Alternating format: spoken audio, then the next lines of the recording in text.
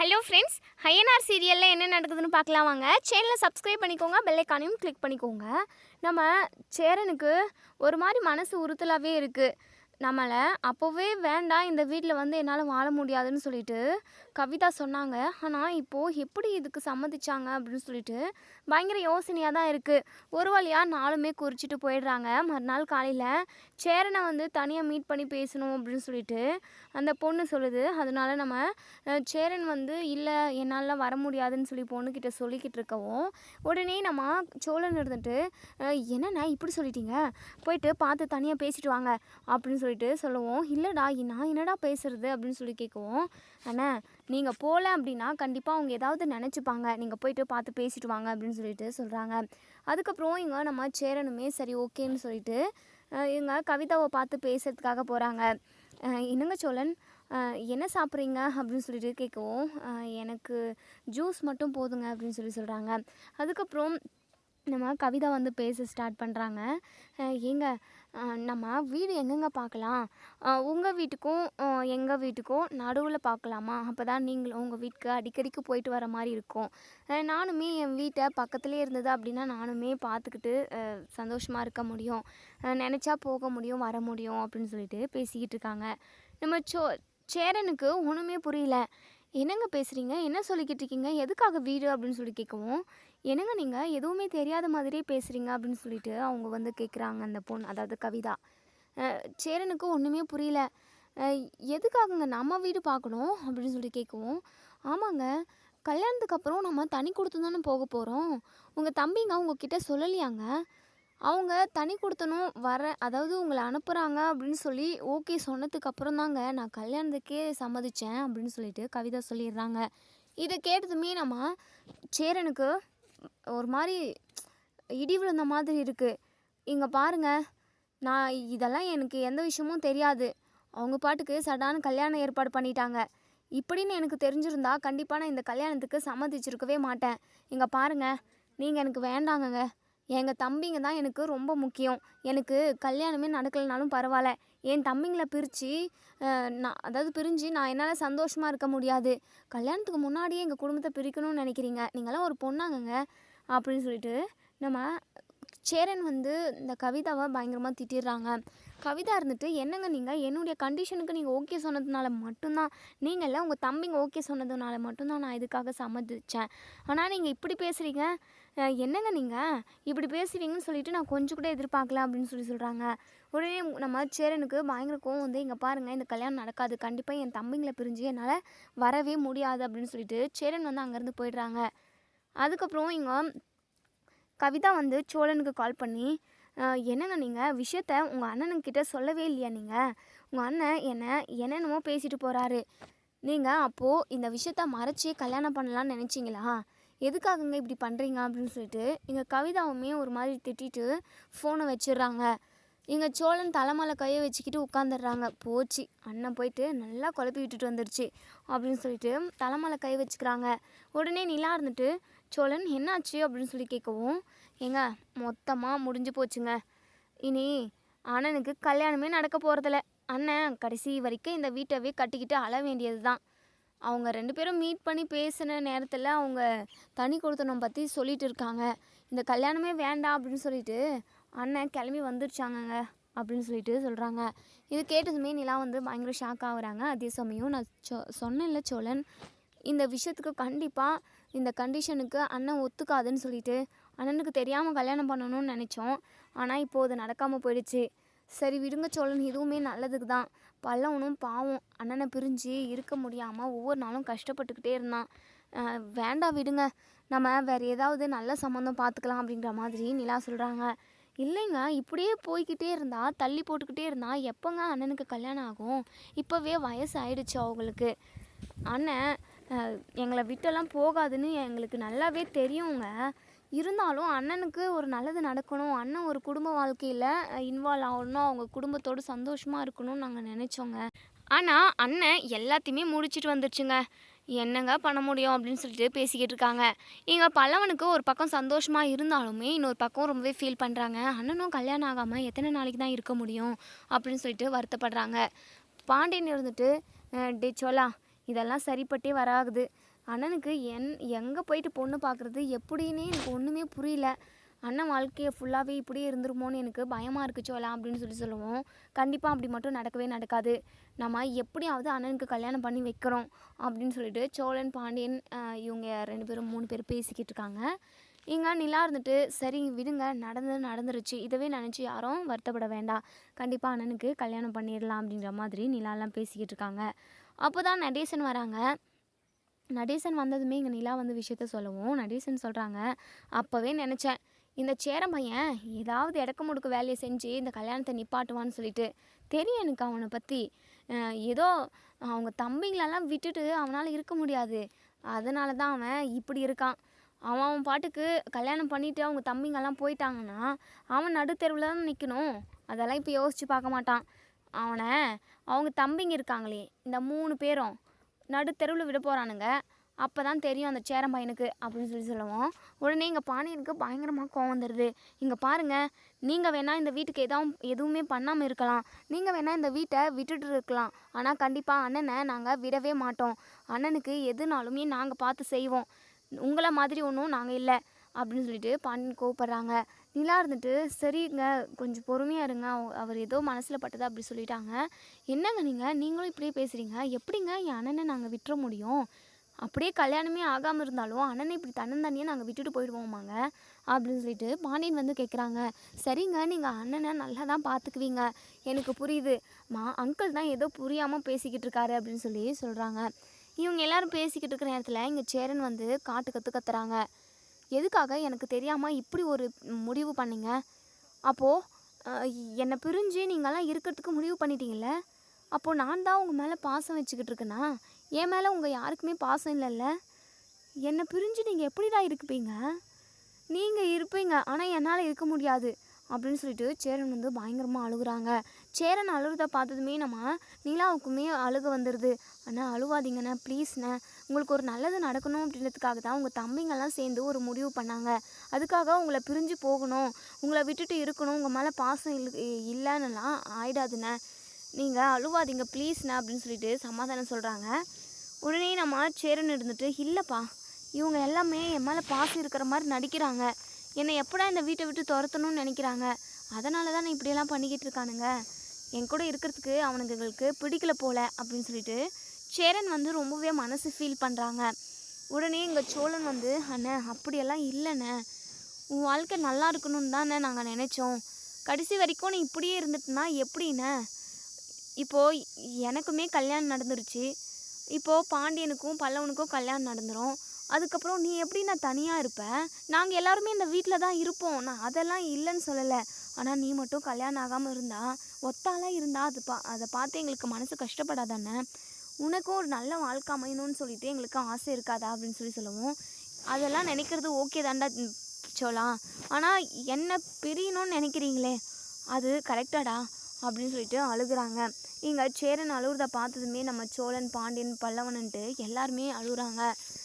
அண்ணே எங்களை மன்னிச்சிருங்கண்ணே, சாரிண்ணே, நாங்கள் இப்படி பண்ணது ரொம்ப தப்பு தான், உனக்கு நல்லது நடக்கணுமே அப்படின்றதுக்காக தான் இப்படியெல்லாம் பண்ணிட்டோம், உனக்கு தெரியாமல் மன்னிச்சிருங்கண்ணே ப்ளீஸ்ண்ணே அப்படின்னு சொல்லிட்டு எல்லாருமே கட்டி பிடிச்சிக்கிட்டு அழுந்துக்கிட்டு இருக்காங்க. அதுக்கப்புறம் நிலா இருந்துட்டு, சரிங்கண்ணே ரிலாக்ஸாக விடுங்க, நம்ம வேறு இது இல்லைன்னா இன்னொரு பொண்ணு, நம்ம நல்ல பொண்ணை பார்த்து உங்களுக்கு கல்யாணம் பண்ணி வைக்கிறோங்கண்ணே நாங்கள் அப்படின்னு சொல்லிட்டு நம்ம நிலா சொல்கிறாங்க. ஐயோ சேரனும், எனக்கு கல்யாணமே வேண்டாமா, நான் என் தம்பிங்க கூடவே இருந்துக்கிறேன், என் தம்பிங்களுக்கு கல்யாணம் நடந்தாலுமே பரவாயில்ல, வரப்போகிற மருமக பிள்ளைங்களுக்கு சமைச்சு போட்டுக்கிட்டு அவங்கள பார்த்துக்கிட்டு அவங்க சந்தோஷப்படுறத பார்த்து நான் சந்தோஷப்பட்டுக்கிட்டு இப்படியே என் வாழ்க்கையை நான் முடிச்சுக்கிறேன், தயவு செஞ்சு என்னை மட்டும் இந்த வீட்டை விட்டு போகவோ இல்லை உங்களை விட்டுட்டு பிரிஞ்சு தான் இருக்கணும்னு மட்டும் யாருமே நினச்சிடாதீங்க, அதை கண்டிப்பாக என் மனசு தாங்கிக்காது அப்படின்னு சொல்லிட்டு சேரன் வந்து சொல்கிறாங்க. பல்லவனுக்கும் நம்ம பாண்டியன் சோழனுக்கும் பயங்கரமாக அழுக வந்துடுது. ஆனால் அப்படி மட்டும் நினைக்காதீங்கண்ணே, உங்களுக்கும் நல்லது நடக்கணும்னு எங்களுக்கு ஒரு பக்கம் மனசு அடிச்சுக்கிட்டு இருக்குது, சரிண்ணே, நடக்கிறது எல்லாமே நல்லதுக்கு தான், கடவுள் நம்மளை ஒன்றாவே பார்க்கணுன்னு நினைக்கிறாரு போல், நம்ம எப்போவுமே ஒன்றா தானே இருப்போம், எப்போவுமே நம்ம பிரிய மாட்டோன்னே அப்படின்னு சொல்லிட்டு எல்லாருமே சந்தோஷமாக இருக்காங்க. உடனே நம்ம நிலா இருந்துட்டு, சரிண்ணா நீங்கள் உட்காருங்க, நான் போயிட்டு டீ போட்டு கொண்டு வரேன் அப்படின்னு சொல்கிறாங்க. இல்லைப்பா நீ உட்காருப்பா நான் போயிட்டு போட்டு கொண்டு வரேன் அப்படின்னு சொல்லுவோம். இல்லைண்ணே நீங்களே இப்போ தான் டயர்டாக வந்திருக்கீங்க, நான் உடனே போட்டு கொண்டு வரேன் அப்படின்னு சொல்லிட்டு நம்ம நிலா வந்து டீ போட்டுக்கிட்டு இருக்காங்க. அப்போ தான் நிலாவுக்கு ஒரு கால் வருது. அது கார்த்திகா தான்.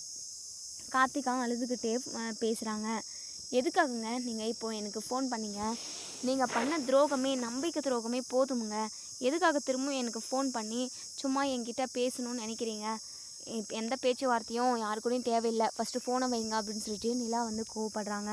உடனே நம்ம கார்த்திகா இருந்துட்டு, ப்ளீஸுங்க நிலா, தயவு செஞ்சு கால் கட் பண்ணிடாதீங்க, எனக்கு எப்போவுமே சேர மாமா ஞாபகமாகவே இருக்குங்க அப்படின்னு சொல்கிறாங்க.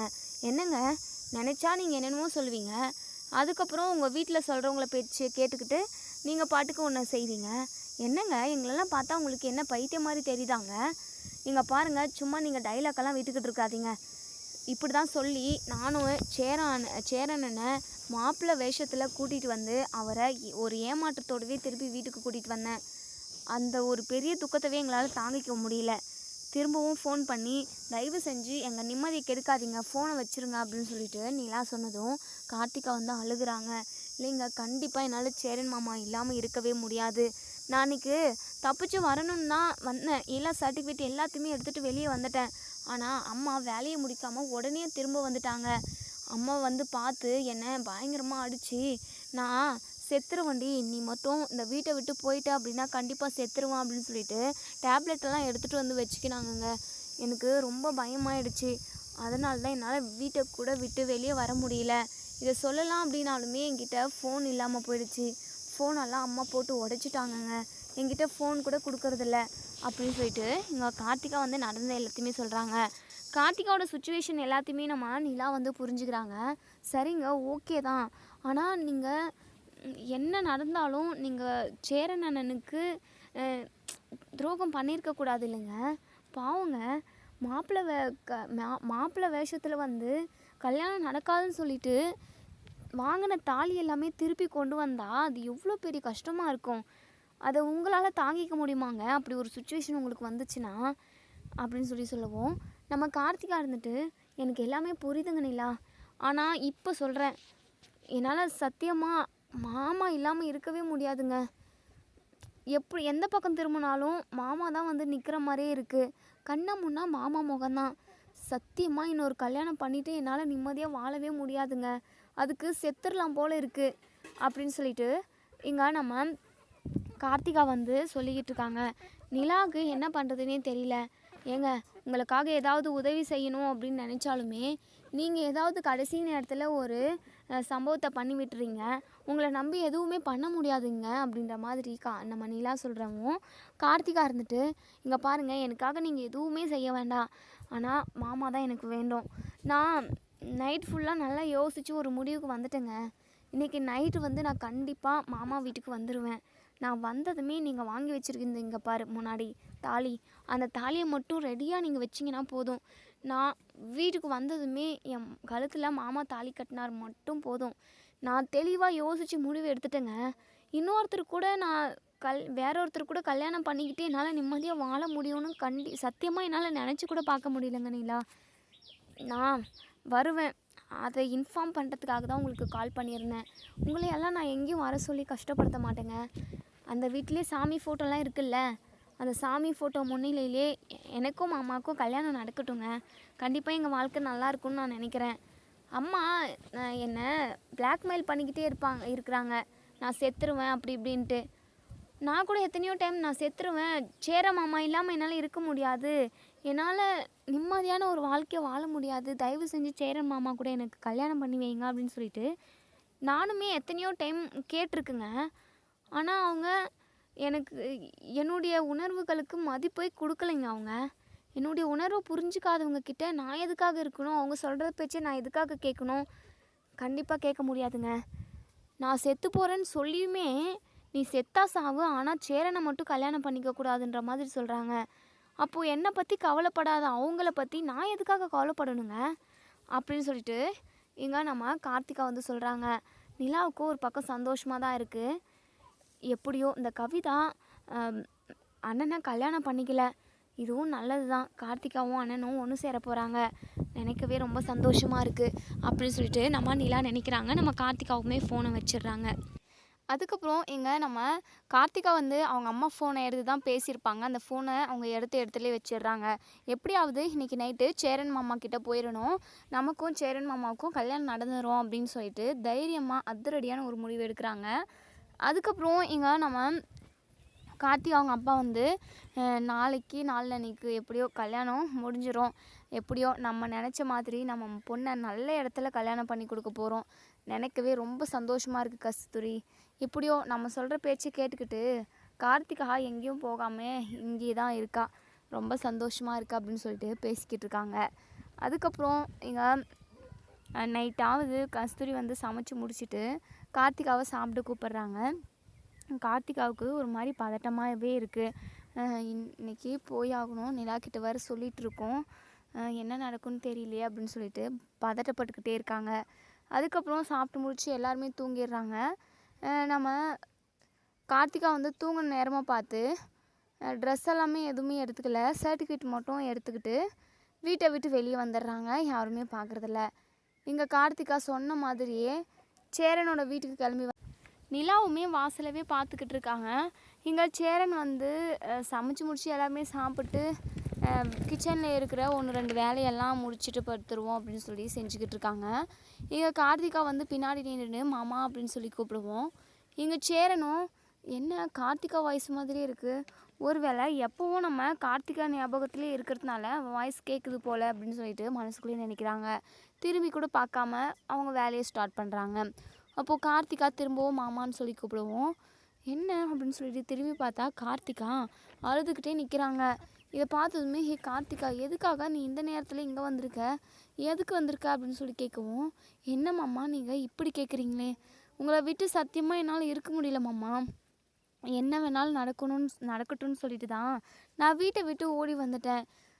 என் கழுத்தில் நீங்கள் தாலி கட்டுங்க மாமா, நீங்கள் இல்லாத வாழ்க்கையினால் நினச்சி கூட பார்க்க முடியாது, தயவு செஞ்சு என்னை கல்யாணம் பண்ணிக்கோங்க மாமா அப்படின்னு சொல்லிட்டு நம்ம கார்த்திகா சொன்னதுமே சேரனுக்கு பயங்கர அதிர்ச்சியாக இருக்குது. என்ன பண்ணுறதுன்னு அவங்களுக்கு தெரியல. அப்போ தான் நிலா வராங்க. அண்ணே, கார்த்திகாவுக்கும் உங்களுக்கும் தான் அண்ணன் செட் ஆகும், நீங்கள் 2 பேரும் தான் சரியான ஜோடி, அது மட்டும் இல்லாமல் ஒருத்தருக்கு ஒருத்தர் புரிஞ்சுக்கிட்டு உங்கள் வாழ்க்கையை சந்தோஷமாக நீங்கள் கொண்டு போவீங்க, நீங்கள் கார்த்திகை காலத்தில் தாலி கட்டுங்கண்ணே அப்படின்னு சொல்லிட்டு இந்த தாலியை எடுத்துகிட்டு வந்து சேரன் கிட்ட கொடுக்குறாங்க. சேரனும் இல்லைப்பா நிலா, இதனால் பெரிய பிரச்சனை வரும், கண்டிப்பாக கார்த்திகா அவங்க அம்மாவும் அவங்க அப்பாவும் நிறைய பிரச்சனை பண்ணுவாங்க, அது மட்டும் இல்லாமல் என் தம்பிக்கு ஏதாவது பிரச்சனை வந்துச்சுன்னா என்னால் தாங்கிக்க முடியாது, வேண்டாம்மா, இங்கே பாரு கார்த்திகா, நீ உன் வீட்டுக்கே திரும்பி போ அப்படின்னு சொல்கிறாங்க. என்னம்மாம்மா நீங்கள் இப்படி பேசுகிறீங்க அப்படின்னு சொல்லிட்டு கேட்கவும், ஆமாம் கார்த்திகா, நம்ம 2 பேரும் ஒன்று சேர்றது மூலமாக நம்ம குடும்பத்துக்கு கஷ்டம் வந்திருக்கக்கூடாது, நம்ம சேரலைனாலுமே பரவாயில்ல அப்படின்னு சொல்லுவோம். உடனே நிலா இருந்துட்டு, வேண்டாண்ணா, நீங்கள் எடுக்கிற முடிவு ரொம்ப தப்பு, தயவு செஞ்சு நீங்கள் கார்த்திகை கழுத்தில் தாலி கட்டுங்கண்ணே அப்படின்னு சொல்லி பேசிக்கிட்டு இருக்காங்க. கார்த்திகா அழுதுகிட்டே பேசிக்கிட்டு இருக்காங்க. இந்த சத்தம் வந்து உள்ள வரைக்கும் கேட்குது. நம்ம சோழன், பாண்டியன், பல்லவன் இவங்க எல்லாருமே வராங்க. கார்த்திகாவை பார்த்ததுமே பாண்டியனுக்கு பயங்கரமாக கோவம் வருது. கார்த்திகா, எதுக்கு இங்கே வந்து என் அண்ணன் உசுரை எடுக்கலானே வரியா, உன்னை நம்பி அண்ணனை கோவிலுக்கு கூட்டிகிட்டு வந்தோம், ஆனால் கடைசி நேரத்து வரைக்குமே நீ வரவே இல்லைல்ல, அண்ணனை அசிங்கப்படுத்திட்டல அப்படின்னு சொல்லிட்டு நம்ம பாண்டியன் வந்து திட்டுறாங்க. இங்கே கார்த்திகா வந்து அழுகுறாங்க. நிலா வந்து நடந்த எல்லாத்தையுமே சொல்கிறாங்க. இப்படி தான் நடந்துடுச்சு, கஸ்தூரி அவங்க தான் கார்த்திகாவுக்கு போகவே விடலை அப்படின்னு சொல்லிட்டு எல்லா விஷயத்தையும் சொல்லி புரிய வைக்கிறாங்க. பாண்டியனுமே சைலண்ட் ஆகிடுறாங்க. சரி, உன் அம்மா அப்பா பேச்சை தான் கேட்டுக்கிட்டு இருந்தேன், எதுக்காக இப்போது இங்கே வந்திருக்க, என் அண்ணனுக்கு ஏதாவது பிரச்சனையை உண்டாக்கலான்னு சொல்லிட்டு வந்திருக்கேன் அப்படின்னு சொல்லிட்டு கேட்கவும், இல்லை சேரன் மாமா இல்லாமல் என்னால் நிம்மதியாக இருக்கவே முடியலை, சேரன் மாமாவை நான் கல்யாணம் பண்ணிக்க போகிறேன், அதுக்காக தான் வந்திருக்கேன் அப்படின்னு சொல்கிறாங்க. இதெல்லாம் கேட்ட நம்ம சோழன், பாண்டியன், பல்லவன் இவங்க 3 பேருக்குமே பயங்கர ஷாக்கிங்காக இருக்குது. பல்லவனுக்கு பயங்கர சந்தோஷம். எப்படியோ அந்த கவிதா அவங்க கூட அண்ணனுக்கு கல்யாணம் நடக்கலை, கார்த்திகா கூட அண்ணனுக்கு கல்யாணம் நடந்துச்சுன்னா கண்டிப்பாக அவரோட வாழ்க்கை ரொம்ப நல்லாயிருக்கும், அதே சமயம் அண்ணன் எங்களை விட்டு பிரிஞ்சு போகாது, இதே வீட்டில் தான் இருக்கும் அப்படின்னு சொல்லிட்டு பயங்கர சந்தோஷப்படுறாங்க நம்ம பல்லவன். உடனே இங்கே சேரன் வந்து கார்த்திகாவை அங்கேருந்து துரத்துறதுலே பார்க்குறாங்க. ஆனால் பல்லவன் வந்து, அண்ணன் கார்த்திகாவை கல்யாணம் பண்ணிக்கோண்ணே, கண்டிப்பாக கார்த்திகாவை கல்யாணம் பண்ணிக்கிட்டால் மட்டும்தான் உன் வாழ்க்கை நல்லாயிருக்கும். கார்த்திகா தான் உங்களை நல்ல விதமாக புரிஞ்சு வச்சிட்ருக்காங்க. அது மட்டும் இல்லாமல் நீங்கள் இந்த வீட்டை விட்டும் போக மாட்டீங்க, ப்ளீஸ்ண்ணே அப்படின்னு சொல்லிட்டு கேட்கவும், உங்கள் சோழனும் பாண்டியனுமே சரி இதுதான் கரெக்டாக வரும் அப்படின்னு சொல்லிட்டு சேரன்கிட்ட எல்லாருமே கேட்குறாங்க கல்யாணம் பண்ணிக்க சொல்லி. கார்த்திகாவுமே தாலியை கொண்டு வந்து கொடுக்குறாங்க. சேரனுமே வேறு வழி இல்லாமல் வீட்டில் உள்ள சாமி போட்ட முன்னாடியே கார்த்திகாவுக்கு அதாவது கார்த்திகா கழுத்தில் தாலி கட்டிடுறாங்க. கார்த்திகாவுக்கு ரொம்ப ரொம்ப சந்தோஷமாக இருக்குது. என்னதான் நம்ம சேரனுக்கு பிடிச்ச மாதிரி ஒரு வாழ்க்கை அமைஞ்சாலுமே அதனால் பிரச்சனை வந்துடுமே, தம்பிங்களுக்கு ஏதாவது ஆபத்து வந்துடுமேன்னு சொல்லிட்டு ஒரு பக்கம் நினச்சி பயந்துக்கிட்டே தான் இருக்காங்க. அதுக்கப்புறம் மறுநாள் காலையில் இங்கே நம்ம கார்த்திகா எல்லாருமே தூங்கி எழுந்திரிச்சிடுறாங்க. அதுக்கப்புறம் இங்கே கஸ்தூரி வந்து, ஹே கார்த்திகா எழுந்து வாடி அப்படின்னு சொல்லிட்டு பயங்கரமாக சத்தம் போட்டுக்கிட்டு இருக்காங்க. இவ்வளோ நேரமாக கூப்பிட்டுக்கிட்டு இருக்கேன், இன்னும் என்ன பண்ணிக்கிட்டு இருக்கா இவ அப்படின்னு சொல்லிட்டு ரூமில் போய் பார்த்தா கார்த்திகாவை ஆளவே இருக்கிறதில்ல. வீடு ஃபுல்லாக தேடுறாங்க. வீட்டுக்கு பின்னாடி முன்னாடி மேலே கீழேன்னு எல்லா இடத்துலையுமே தேடி பார்த்துட்றாங்க. கார்த்திகா இருக்கவே இருக்கிறதில்ல. அப்படியே அழுக ஆரம்பிச்சிடுறாங்க. உடனே அந்த வீட்டில் இருந்த பாட்டிமாவை கேட்குறாங்க, அத்தை கார்த்திகாவை எங்கேயாச்சும் பார்த்தீங்களா, எங்கேயாவது வெளியே கடைக்கு போயிருக்காளா, இல்லை கோவிலுக்கு கிளம்பி போயிட்டாளா அப்படின்னு சொல்லி கேட்கவும், தெரியலையே, நான் காலையில் எந்திரிச்சதுலேருந்து கார்த்திகாவை நான் பார்க்கவே இல்லை அப்படின்னு சொல்கிறாங்க. அதுக்கப்புறம் எங்கள் கஸ்தூரிக்கு கொஞ்சம் பயமாகவே தான் இருக்குது. இந்த கார்த்திகா சேரன் கூட எது ஓடி போயிட்டுருப்பாளோ அப்படின்னு சொல்லிட்டு நினச்சி ரொம்பவே பயப்படுறாங்க நம்ம கஸ்தூரி. அதுக்கப்புறம் சரி அந்த சேரன் வீட்டில் போயிட்டு பார்த்துட்டு வந்துடுவோம் அப்படின்னு சொல்லிட்டு சேரன் கூட தான் வந்துட்டாலோ என்னவோன்னு ஓடி வந்து பார்க்குறாங்க. அங்கே வந்து பார்த்தா தான் நம்ம கார்த்திகா கழுத்தில் தாலி இருக்கிறத பார்க்குறாங்க. அதை பார்த்ததுமே நம்ம கஸ்தூரிக்கு தலையில் இடியை போட்ட மாதிரி இருக்குது. கார்த்திகா இங்கே எப்படி வந்த, உன் கழுத்தில் எப்படி தாலி வந்துச்சு அப்படின்னு சொல்லி கேட்கவும், அம்மா நான் நைட்டே வீட்டை விட்டு கிளம்பிட்டேன், சேரன் மாமாவுக்கும் எனக்கும் கல்யாணம் நடந்துருச்சு, இதுக்கப்புறம் நான் சேரன் மாமா கூட தான் ஒன்று சேர்ந்து வாழ போகிறேன், தயவு செஞ்சு என்னை தடுக்காத அப்படின்னு சொல்கிறாங்க. இங்கே கஸ்தூரிக்கு என்ன சொல்கிறதுன்னு தெரியல, பயங்கரமாக அழுகுறாங்க. அடி பாவி, இப்படி எங்களை மோசம் பண்ணிட்டியடி அப்படின்னு சொல்லிட்டு பயங்கரமாக அழுகுறாங்க. என்னம்மா, எனக்கு சேரன் மாமாவை தான் பிடிச்சிருக்கு, தயவு செஞ்சு சேரன் மாமாவை கல்யாணம் பண்ணி வைங்கன்னு சொல்லிட்டு நான் எத்தனையோ டைம் உங்ககிட்ட கெஞ்சி கதறினேன். ஆனால் நீங்கள் எனக்கு சேரன் மாமா கூட கல்யாணம் பண்ணி வைக்கிற மாதிரியே தெரியல. பிடிக்காத ஒரு வாழ்க்கையை நான் அமைச்சிக்கிட்டேன் அப்படின்னா வாழ்க்கை ஃபுல்லாக நான் தானே கஷ்டப்பட போகிறேன். நீங்கள் பாட்டுக்கு கல்யாணத்தை பண்ணி நீங்கள் பாட்டுக்கு உங்கள் வேலையை செஞ்சுக்கிட்டு இருப்பீங்க. ஆனால் பிடிக்காத வாழ்க்கையை நான் காலம் ஃபுல்லாக கஷ்டப்பட்டு வாழணுமா? அதனால தான் யோசித்தேன், சேரன் மாமாவை கல்யாணம் பண்ணிக்கணும்னு முடிவு எடுத்தேன். அதனால் நான் மாமா கிட்ட வந்து கேட்டு அதே மாதிரி என் மனசில் உள்ள ஆசையெல்லாம் மாமா கிட்ட சொன்னேன். மாமாவுமே முடியாதுன்னு தான் சொன்னார். ஆனால் அவரை நான் ஒரு வழியாக சம்மதிக்க வச்சுட்டேன். இப்போ எங்களுக்கு கல்யாணமும் நடந்துருச்சு. இதுக்கப்புறம் நீ எதுவும் என்னை கேட்கக்கூடாது, தயவு செஞ்சு இங்கேருந்து இடத்த காலி பண்ணு அப்படின்னு சொல்கிறாங்க. அதுக்கப்புறம் இங்கே கஸ்தூரியால் துக்கம் தாங்கவே முடியல. நாளைக்கு மாப்பிள்ளை வீட்டுக்காரங்களாம் வந்து அவங்கக்கிட்ட நான் என்னடி பதில் சொல்லுவேன் அப்படின்னு சொல்லி கேட்கவும், பிடிக்காத ஒரு கல்யாணத்தை ஏற்பாடு பண்ணோம், அதனால அவன் போயிட்டா, அதுவும் அவனுக்கு பிடிச்சவனோட போயிட்டான்னு சொல்லிட்டு சொல்லுங்கள், வேறு என்ன சொல்ல முடியும் அப்படின்னு சொல்லிட்டு கார்த்திகா சொல்லவும், சரிடி நாங்கள்லாம் உயிரோடு இருக்கக்கூடாதுன்னு தானே இப்படி ஒரு வேலையை பண்ணேன், நான் உயிரோடவே இருக்கிறதில்ல, நான் போய் செத்துடுறேன் அப்படின்னு சொல்லிட்டு கோவமாக கஸ்தூரி வந்து வீட்டுக்கு வராங்க. அதுக்கப்புறம் இங்கே ஒரு பக்கம் நம்ம கார்த்திகா வந்து பயந்துக்கிட்டே தான் இருக்காங்க. அம்மாவுக்கு ஏதாவது ஆகிடுமோ அப்படின்னு சொல்லிட்டு ரொம்பவே பயப்படுறாங்க. நிலா கிட்டலாம் சொல்லிக்கிட்டே இருக்காங்க. உடனே இங்கே நம்ம நிலா சொல்கிறாங்க, அப்படியெல்லாம் எதுவும் நடக்காது கார்த்திகா, நீங்கள் தைரியமாக இருங்க அப்படின்னு சொல்கிறாங்க. அதுக்கப்புறம் இங்கே நம்ம கஸ்தூரி வீட்டுக்கு வந்ததுமே டேப்லெட் நிறைய எடுத்து நிறைய சாப்பிட்டுடுறாங்க. அதுக்கப்புறம் மயங்கி விழுந்துடுறாங்க. வெளியே போன அவங்க வீட்டுக்கார் வந்து, அதாவது கார்த்திகா அவங்க அப்பா வந்து, ஐயோ கஸ்தூரி உனக்கு என்னடி ஆச்சு அப்படின்னு சொல்லிட்டு ஹாஸ்பிட்டல் தூக்கிட்டு போகிறாங்க. அங்கே போயிட்டு எப்படியோ கரெக்டான டைமுக்கு கூட்டிகிட்டு வந்தீங்க, இல்லைன்னா இவங்களுக்கு உயிருக்கே ஆபத்தாக இருக்கும் அப்படின்னு சொல்லிட்டு டாக்டர் சொல்கிறாங்க. அதுக்கப்புறம் இங்கே நம்ம கஸ்தூரி வந்து ஹாஸ்பிட்டலில் இருக்கிற விஷயம் கார்த்திகாவுக்கு தெரிய வருது. கார்த்திகா வந்து பயங்கரமாக அழுகுறாங்க. என்ன பண்ணுறதுன்னு தெரியாமல். அதுக்கப்புறம் கார்த்திகா வந்து கஸ்தூரியை பார்க்குறதுக்காக கிளம்பி போகிறாங்க.